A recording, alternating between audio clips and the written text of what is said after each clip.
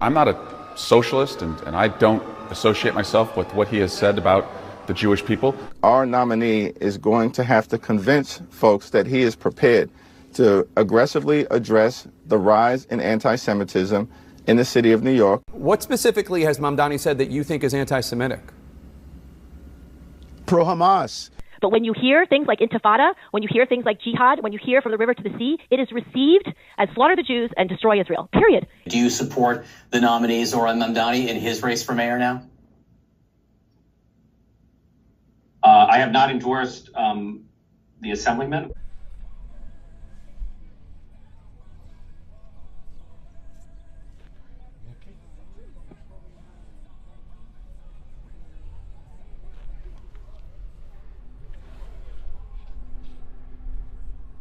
Wait till all the people that are saying that socialism is bad and Zoran Mandami wanting free buses find out that the whole New York state and city pays for the Hasidic Jewish community to have their own schools, their own buses, their own police, their own ambulances, all that. So why do they get free stuff and not everybody else? I'll wait. This is the Jewish police in our neighborhood in Brooklyn. Do y'all have a Jewish police? I'm tired of people who live a socialist lifestyle hating on socialists. Do you work for the government? Do you get your health care taken care of? Do you get your school taken care of? You're a socialist. And then you get to be in a privileged position to be a socialist and hate on socialists? The fuck with you. You get to be part of a powerful union and hate unions? Stop mooching or shut up, but you gotta pick one. Yeah, I'm already getting the comments, but I deleted them because I'm not anti-Semitic, and I didn't even say anything about the Jewish community as a whole or the Jewish religion. I said the Hasidic Jewish community in New York City uses their religion and ethnicity to cheat the system. So that is proof right there that there's enough money for people to live a good life. That's all. Yeah, let's talk about why they hold power in politics, because they all vote for the same person every single time. Like, they vote for whoever the rabbi tells them to vote for. So that's why people go and bribe them, and and I know this because when I was younger, I worked for a political campaign. This lady in my neighborhood wanted to take out the guy that was in the state senate for years and years and years, not helping anybody that looked like me. She had to go to the rabbi, and he said to her, "Are you going to give us everything this guy has been giving us? If not, we're not going to vote for you." She said no, and she lost. So, yeah. I'll take my apology in food stamps, actually.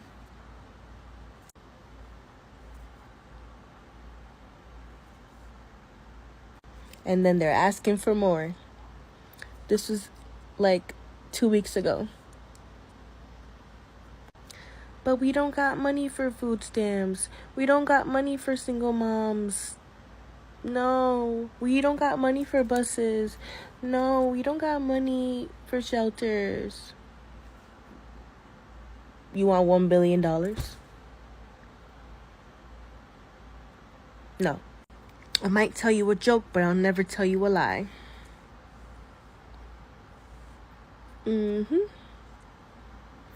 Kathy Hochul need to go too. When is she up for re-election as well, or? Cause, nah, boo. I don't like you either. You was put in because Cuomo. She got put in because Cuomo had to resign. So nobody voted for that bitch. Realistically, The exorbitant amounts doled out for Jewish communal security are in effect a Jewish tax. Congress should provide at least $500 million for the Nonprofit Security Grant Program administered by FEMA, which has been underfunded for years, and support the Center for Prevention Programs and Partnerships, CP3, which strengthens our country's ability to prevent violent and terrorist activities. These programs and other anti-terrorism grant programs must be appropriately resourced and staffed. To address anti-Semitism online, Congress needs to pass fundamental reforms to Section 230 of the Communications Decency Act and press social media platforms to enforce and strengthen their own policies that relate to anti-terrorism and incitement to violence. There is also a real and urgent need for the government to adopt a broader, comprehensive strategy to counter anti-Semitism and foster American Jewish life. Congressional advocacy in favor of a national action plan and a point person to lead interagency coordination can make an important difference in making this happen. It is only by addressing anti-Semitism holistically, regardless of political or ideological source and inclusive of both anti-Semitic rhetoric and violent attacks, that we can counter this surging anti-Semitism, which I think we can all agree is not just a problem that faces American Jews, but affects American society and democracy as a whole. Yeah, shocking video showing the moment that Troy McCloud is attacked while simply taking his dogs for a walk. Call 911. Call 911. How can you do that to a man in a wheelchair? I was in panic and then I tried to get up, but lucky thing someone was there. It felt like a vengeful vibe to me because for the extent of the situation, there was no need for it. Troy McCloud says he was taking his dogs for a walk on Lincoln Place when this man, identified as Levi Kabakov, appeared agitated and told McCloud to take his dogs away from his children, something McCloud says he did, adding his dogs were muzzled and not aggressive. My dogs did not do anything to his children, and even when he was violating me, my dogs still didn't involve themselves to hurt him. Police say the suspect continued to act aggressively, throwing a wooden block at McCloud and striking him multiple times with a bench before pushing him out of his chair. Hi, yes. I just want to say that the black community, and I think I speak for every single black person in the black community, is that we are fed up. Everyone wants us to be calm when it's our blood that is shedding on these streets. This is unacceptable. You need not be a genius to know. To push an individual out of a wheelchair. What bothered me the most was how comfortable these men were in being disrespectful to the men in my community. The men in our community are good enough to go to jail, and other people don't go to jail. Daniel Penny didn't go to jail. Daniel Pentaleo didn't go to jail. But Trayvon Martin is dead, and now we keep being disrespected. We are all here. We keep saying, let's live in peace, let's live in peace. You want us to live peacefully when you keep doing us harm. We're losing our homes because of a lot of these people from the Jewish community are stealing our deeds, and nothing is happening. You're hurting our black men. Stop. You're leaving me vulnerable. This is wrong on every single level. Stop asking me to be quiet and to suffer peacefully. I can't suffer peacefully. Arrest these men, send them to jail, and let us live. You're gentrifying Brooklyn. You're making it hard for us to live, and you want us to come here and smile and hold hands and say kumbaya. We're not gonna say kumbaya. Yo, I just seen Shorty on here talking about, I think her name is Faint the Saint, talking about the Jews getting everything. Y'all just realizing that? Are y'all just figuring that out? They always do that. The wives don't marry the husbands legally, and then they turn around, they go get WIC, they go get food stamp, they go get everything, especially in New York. I think they put them on the Section 8 list as soon as they turn 18. They get all the apartments. They put them all in one building. They get everything. When I say everything, everything. And then when you go to the food stamp office, there's somebody back there just for the Jews. Just for the Jews alone. You be sitting there and then they get called first and you're like, what? They get all the nice apartment building complex on Section 8, on housing. They get all that nice stuff. They get the, for one, their husbands put them on payroll, getting paid $250 a week. And then they work at their dad's businesses, not making no money. They don't take their husband's name, so they end up with everything. And then they be like, oh, black people be the one that get all the welfare and the Section 8 and the food. No, it's the Jews. It's the Jews. Y'all are just realizing this? It's the Jews? Boy. Guess which race has the highest percentage of people on Section 8? So the vast majority are definitely Caucasian. And I only know this because I've been a Section 8 investor the last 10 years. And I'm going to share the dirty secret about how some of these folks are still living six-figure lifestyles while qualifying for government assistance. 7 years ago, I had an 8-figure mentor teach me all about leveraging OPM and trust structures. Now, his friends and associates have been gaming the system using these trust structures for decades. They're using other people's money and credit to buy these assets that the trust structures own. All the income that's coming from these assets are going directly to the trust. As a trustee, they can pay themselves a little bit of nothing every year, therefore qualifying for Section 8 or government assistance if they choose to. The income also allows these trustees to pay for trust expenses. Think about all the needs of a beneficiary: school, clothing, daycare, shelter, you name it. Now they also have the resource to set up something like a private family bank. So while you're getting judged on your W-2 income, they're able to pay themselves based on the acceptable poverty levels. The Trump administration is trying to kill Section 8. Section 8 and government subsidized housing is now in the crosshairs of the Trump administration. They are looking to cut it by at least 40% to help save money. There's about 2.3 million people that get government subsidized housing through Section 8 across the country, and the Trump administration is looking to take it from a national level to a state level. So before you freak out with all this misinformation out there, it's not going away. The goal is to take it from a national overinflated, overbloated, overfunded program to a state level program where the national government will kick in a little bit, the states will have to kick in as well, and they will actually have to have a budget. There's also a discussion about a cap on able-bodied adults only getting it for so long. This is one of those things where the headlines sound scarier than the actual sublines. However, this will affect real estate. And this is why I've been telling you all that Section 8 isn't guaranteed. Now, back to our regularly scheduled program. So boom, this is how they do that, let me tell you. So there's something in New York called a one-shot deal.